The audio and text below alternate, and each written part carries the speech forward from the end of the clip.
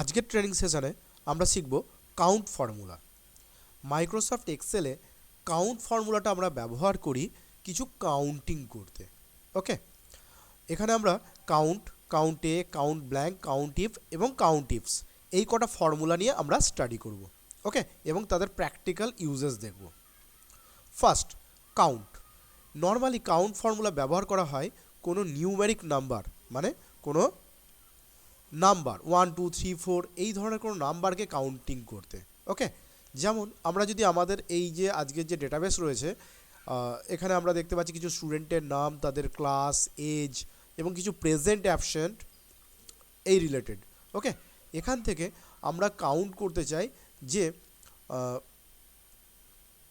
Age, এই এজটাই আমরা দেখতে পাচ্ছি যে সবগুলোতে নাম্বার রয়েছে, রাইট? তাহলে এখানে আমরা কাউন্ট ফর্মুলাটা ব্যবহার করে কতগুলো ডিজিট এখানে এন্টার করা আছে সেটা আমরা বার করতে পারবো, মানে কতজন স্টুডেন্ট আছে আর সেটা আমরা বলে দিতে পারবো। ওকে, সো আমরা ফর্মুলাটা টাইপ করব equal to count bracket start এবং আমার রেঞ্জ। এটা আমাদের যত বড় রেঞ্জ খুশি তত বড় রেঞ্জ আমরা দিতে পারি, নট নেসেসারি যে আমাকে এইটুকু কলম দিতে হবে, আমি রো ওয়াইজও দিতে পারি, কলম ওয়াইজও দিতে পারি। ওকে, ব্র্যাকেট ক্লোজ, এন্টার। তাহলে আমরা দেখতে পাচ্ছি এখানে 8 জন স্টুডেন্ট আছে, right? So that is the count. এবার আমি দেখিয়ে দিই, আমি 11-এর জায়গায় আমি সাপোজ একটা অ্যালফাবেট টাইপ করলাম, সে পি, তাহলে আমাদের নাম্বারটা কি হলো 7-এ কনভার্ট হয়ে গেল। কেন? কারণ কাউন্ট ফর্মুলা কাউন্ট করে কতগুলো সেলের মধ্যে নাম্বার বা ডিজিট রয়েছে। তাহলে এখানে কি পেলো, একটা ক্যারেক্টার পেলো, দ্যাটস ওয়াই ওটা সাবস্ট্রাক্ট করে দিল। ওকে, তো আমরা যে কোনো নাম্বার যখনই দেবো সঙ্গে সঙ্গে এই কাউন্ট ফর্মুলাটা আমাদের এখানে কাউন্ট করে দিল। Okay, next count A. Count A for count all. Okay, আমরা এই ফর্মুলাটা স্টুডেন্ট কাউন্টিং করতে ব্যবহার করতে পারি, কারণ এই কাউন্টে number as well as alphabet দুটোই কাউন্ট করবে। ওকে, সো আমরা দেখে নিই কতজন স্টুডেন্ট আছে। Equal to COUNT count A bracket start, এবার আমরা রেঞ্জটা দিয়ে দিলাম bracket close, enter. Sorry, COUNT কাউন্টে। Okay, enter. তাহলে দেখতে পাচ্ছি 8 জন স্টুডেন্ট আছে। এবার আমরা যদি কোনো স্টুডেন্টের জায়গায় যদি নাম্বার দিয়ে দিই তাও দেখবো আমাদের নাম্বারটা কিন্তু চেঞ্জ হয়নি। তার মানে কি, এটা নাম্বার এবং অ্যালফাবেট দুটোকেই কাউন্ট করছে। ওকে, তাহলে শুধু কাউন্ট ফর্মুলা নিউমেরিক নাম্বারকে কাউন্ট করে, count A numeric number as well as alphabet দুটোকেই কাউন্ট করে। Okay, next count blank. Count ব্ল্যাঙ্কটা কি? সাপোজ আমরা এখানে দেখতে চাইছি যে সমস্ত এখানে নাম্বারগুলো বসানো হয়েছে কিনা, প্রেজেন্ট অ্যাবসেন্টটা বসানো হয়েছে কিনা। আমি এখানে একটা ডিলিট করে দিলাম শুধুমাত্র দেখানোর জন্য। এবার জানতে চাই, আমরা এখানে যেমন দেখে বুঝতে পারছি একটাতে ব্ল্যাঙ্ক আছে, কিন্তু এই কলমটা যদি আরও অনেক বড় হতো তাহলে কি আমরা সমস্ত এইভাবে স্ক্রল করে করে সম্ভব ছিল? সেটা যদি ডেটাবেস হতো, কোনো স্টুডেন্টের এজ বসানো হয়নি, আমাকে বার করতে হবে যে কোন সেলে এজটা বসানো হয়নি, তাহলে অন্তত আমরা বলতে পারবো যে কতগুলো সেলে বসানো হয়নি। সেই ক্ষেত্রে আমরা ইউজ করি কাউন্ট ব্ল্যাঙ্ক। তাহলে equal to count blank bracket start, আমরা সিরিজটা দিয়ে দিলাম, টোটাল রেঞ্জটা, ব্র্যাকেট ক্লোজ, এন্টার। তাহলে একটা আমরা দেখতে পাচ্ছি এখানে একটা সেলে প্রেজেন্ট বসানো নেই। ওকে, ক্লিয়ার? এবার যদি আমরা এখানে যে কোনো সেলকে যদি ডিলিট করি আমরা দেখব সেই অ্যাকর্ডিং আমাদের নাম্বারগুলো চেঞ্জ হয়ে যাচ্ছে। ওকে, বোঝা গেল? কাউন্ট ব্ল্যাঙ্ক, তাহলে কোনো সেল এই মুহূর্তে ব্ল্যাঙ্ক নেই, that is the count blank. Next count if. Count if এটাও কাউন্ট করবে কিন্তু কন্ডিশনের উপর বেস করে। জিনিসটা কি, আমরা এখানে জানতে চাই কতজন প্রেজেন্ট আছে। আমরা দেখতে পাচ্ছি এখানে পি অ্যান্ড এ দুটো কম্বিনেশান রয়েছে, কোনো দিন প্রেজেন্ট আছে, কোনো দিন অ্যাবসেন্ট আছে। তাহলে এখানে আমরা যে কটা ফাংশন এতক্ষণ শিখলাম, কাউন্ট, কাউন্ট এ বা কাউন্ট ব্ল্যাঙ্ক, এই তিনটের একটা দিয়েও কিন্তু আমরা এই প্রেজেন্ট অ্যাবসেন্টটা বার করতে পারবো না, কারণ আমাদের কাউন্ট করতে হবে কতগুলো সেলে পি প্রেজেন্ট রয়েছে। ওকে, সো সেটা আমরা কিভাবে বার করব? আমি এখানে দিচ্ছি কি equal to count if. Count করব যদি ব্র্যাকেট স্টার্ট করলাম, তাহলে প্রথমে কি বলছে রেঞ্জ, কতটা রেঞ্জ আছে, আমার এতটা রেঞ্জ রয়েছে। এবার কি বলছে ক্রাইটেরিয়া, তাহলে আমাদের এরপরে একটা কমা রয়েছে, কমা দিলাম। এবার আমরা ক্রাইটেরিয়া বলবো, কি ক্রাইটেরিয়া, আমরা কি দেখ ডবল ইনভার্টেড কমার মধ্যে রাখবো, কি ক্রাইটেরিয়া, কতগুলো প্রেজেন্ট আছে, কারণ আমার এই সেলগুলোতে শুধু পি অর এ আছে, দ্যাটস ওয়াই আমি খুঁজতে চাইছি কতগুলো পি আছে। আমরা এখানে কোনো পার্টিকুলার স্টুডেন্টের নাম বা কোনো ক্লাস কাউন্টিং সব কিছু করতে পারতাম। আমি আসছি, ওকে, ব্র্যাকেট ক্লোজ, এন্টার। তাহলে এই স্টুডেন্টটি এই 1 জানুয়ারি থেকে 8 জানুয়ারি পর্যন্ত 6 দিন প্রেজেন্ট আছে। এবার এটাকে যদি আমি অটো ফিল করি, মিন্স কার্সারটাকে এপাশে টেনে নিয়ে এসে যখনই মাউস পয়েন্টারটা শুরু হলো লেফট ক্লিকটা প্রেস করে যদি আমি এন্ড পর্যন্ত টেনে দিই, তাহলে প্রত্যেকটা স্টুডেন্টের কতদিন প্রেজেন্ট আছে এটা কিন্তু আমরা পেয়ে গেলাম। সিমিলারলি যদি অ্যাবসেন্ট বার করতে চাই কি করব, equal to count if, count করব যদি, সেম আমার রেঞ্জটাকে ডিফাইন করে দিলাম, কমা, কি করব, আমরা অ্যাবসেন্ট কাউন্ট করব, রাইট।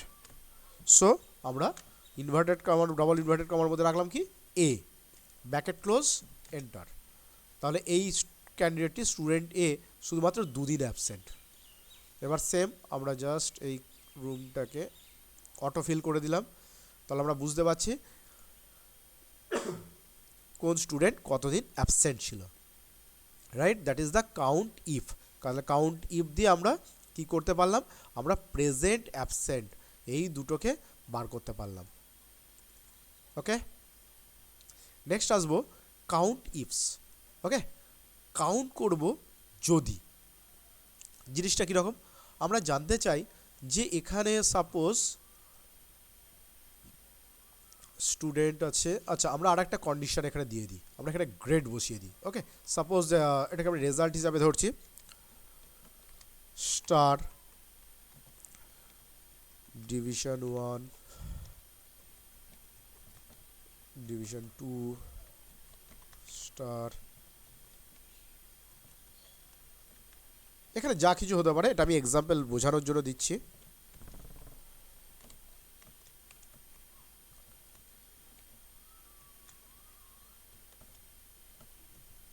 ওকে, তো আমরা কিছু গ্রেডিং করে দিয়েছি ক্যান্ডিডেটদের, এটা কোনো পরীক্ষার নাম্বার হতে পারে, গ্রেডেশন হতে পারে, হোয়াট এভার কিছু আছে। কাউন্ট ইফস দিয়ে আমরা জানতে চাই সে ক্লাস 10 অ্যান্ড 12, ক্লাস 10 থেকে কতজন স্টার পেয়েছে, ওকে। ক্লাস 10 থেকে কতজন স্টার পেয়েছে সেটা আমরা কীভাবে বার করব। সাপোজ আমরা এই সেলে আমরা আউটপুটটা আনতে চাইছি, তাহলে কি করব, ইকুয়াল টু কাউন্ট ইফস, ওকে। তাহলে আমরা কি ফাংশন ইউজ করলাম, কাউন্ট ইফস, মানে মাল্টিপল ইফ, ব্র্যাকেট স্টার্ট। এবার কি বলছে, ক্রাইটেরিয়া রেঞ্জ 1, আমরা কি জানতে চাইছি, ক্লাস 10 থেকে, রাইট। তাহলে এটা আমাদের ক্রাইটেরিয়া রেঞ্জ, কমা, এই ক্রাইটেরিয়া রেঞ্জের ক্রাইটেরিয়া কি, আমি চাইছি মাধ্যমিক বা ক্লাস 10 থেকে কতজন। তাহলে যেহেতু এটা এক্স রয়েছে, আমাদের ডবল ইনভার্টেড কমার মধ্যে কি রাখতে হবে, এক্স। তাহলে ও এক্সকে এখানে ফার্স্ট কাউন্টিং করলো, কমা। এরপরে কি বলছে যে এখান থেকে স্টার কতজন পেয়েছে, রাইট। তাহলে next criteria range, that is my next criteria range, comma, এবং এখান থেকে কি খুঁজবো, কতজন স্টার পেয়েছে। Simple process, okay, bracket close, enter. তাহলে দেখতে পাচ্ছি ক্লাস 10 থেকে এখানে 2 জন স্টার পেয়েছে। আমরা যদি ম্যানুয়ালি দেখি, that is class 10, that is star and another star, that is another star, okay. তাহলে এই 2 জন স্টার পেয়েছে। এবার এই ফাংশনটা যে প্রপারলি কাজ করছে আমরা ম্যানুয়ালি একটা দেখে নিই। সাপোজ এই যে মাধ্যমিকের ক্যান্ডিডেট এক্স ক্যান্ডিডেট, এটা ডিভিশন 2 পেয়েছে, এটা আমরা ম্যানুয়ালি স্টার করে দিচ্ছি, ওকে। তাহলে আমরা সঙ্গে সঙ্গে কী দেখলাম যে আমাদের স্টার ভ্যালুটা বেড়ে গেল, ওকে।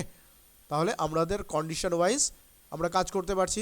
তাহলে আমাদের ক্লাসে কতজন স্টার পেয়েছে, কতজন ফার্স্ট ডিভিশন পেয়েছে, সব কিছু বার করতে পারবো কাউন্ট ইফ ফাংশন দিয়ে। ওকে, এবার আমি একটা অন্য ডেটাবেসে যাই।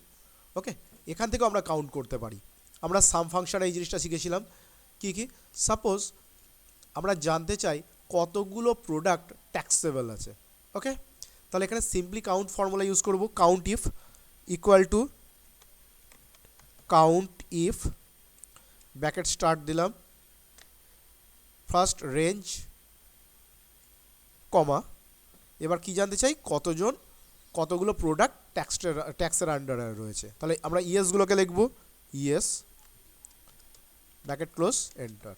তাহলে টোটাল 5টা প্রোডাক্ট ট্যাক্সেবল। ওকে, আমরা যে কোনো জায়গায় এইভাবে কাউন্ট ফর্মুলাটা ইউজ করতে পারি। টোটাল কতগুলো প্রোডাক্ট আছে এখানে আমরা বার করতে পারি। Simple equal to count bracket start দিলাম, আমি কমপ্লিট রেঞ্জটাকে সিলেক্ট করে দিলাম। তাহলে সব জায়গায় নাম্বার আছে, ও কাউন্ট করে বলে দেবে আমাকে কতগুলো প্রোডাক্ট আছে। টোটাল 10টা প্রোডাক্ট রয়েছে। ওকে, নেক্সট আমরা সাপোজ এখানে জানতে চাই কলকাতা থেকে এখানে কতগুলো ডিজিট রয়েছে যেটা কলকাতা থেকে আছে এবং সেগুলো ট্যাক্সেবল। ওকে, তাহলে আমরা মাল্টিপল ইউজ করব। কাউন্টিফস কলকাতার কতগুলো প্রোডাক্ট ট্যাক্সেবল, বোঝা গেল? কলকাতার কতগুলো প্রোডাক্ট ট্যাক্সেবল। তাহলে আমরা সেটাকে কি করব, আমি এখানেই করে দিচ্ছি, equal to count ifs multiple use করব, কমা, প্রথম ক্রাইটেরিয়া আমাদের খুঁজতে হবে কতগুলো কলকাতা রয়েছে। তাহলে কলকাতার রেঞ্জটাকে সিলেক্ট করলাম, কমা, খুঁজে নিলাম কলকাতা, রাইট, কমা, এবার কলকাতার মধ্যে কতগুলো ট্যাক্সেবল। তাহলে নেক্সট ক্রাইটেরিয়া রেঞ্জ 2, এইটুকুর মধ্যে ট্যাক্সেবল আছে, কমা, ট্যাক্সেবল মিন্স কি এখানে ইয়েস লেখা আছে, তাহলে আমরা ইয়েসটাকে খুঁজে নিলাম, ব্র্যাকেট ক্লোজ এন্টার। তাহলে আমরা বলতে পারি যে কলকাতা থেকে শুধু 2টো প্রোডাক্টই ট্যাক্সেবল আছে। ওকে, আমি যদি ম্যানুয়ালি খুঁজি, that is one taxable product from Kolkata, that is one another taxable product from Kolkata. তাহলে হয়ে গেছে, বাকিগুলো আর কোনো কলকাতা কিন্তু ট্যাক্সেবল নয়, তো সেটা আমাকে খুঁজে দিয়ে দিল। তাহলে যে কোনো প্রোডাক্ট লিস্টের ক্ষেত্রেও কিন্তু আমরা কাউন্ট ফাংশনকে ব্যবহার করি। ওকে, আমরা এটাকে একবার ইয়েস করে দেখে নিই, সঙ্গে সঙ্গে আমাদের কাউন্টিং কিন্তু চেঞ্জ হয়ে গেল। ওকে, আমরা তাহলে কাউন্ট ফাংশনকে আমরা অ্যাটেন্ডেন্স শিটের উপরেও কাজ করতে শিখলাম এবং আমাদের একটা প্রোডাক্ট ডেটাবেসের উপরেও কাজ করতে শিখলাম। ওকে, তাহলে কাউন্ট ফাংশনটা প্র্যাকটিক্যালি কিন্তু এইভাবে যে কোনো জায়গায়, যে কোনো সিটে, যে কোনো ডেটাবেসে আমরা কাউন্টিং করতে বা যে কোনো ডেটাকে খুঁজে বার করতে, তার কাউন্টিং, তার নাম্বারটা খুঁজে বার করতে আমরা ব্যবহার করি এই কাউন্ট ফাংশন। ওকে, আজকে এটুকুই থাক, বাই।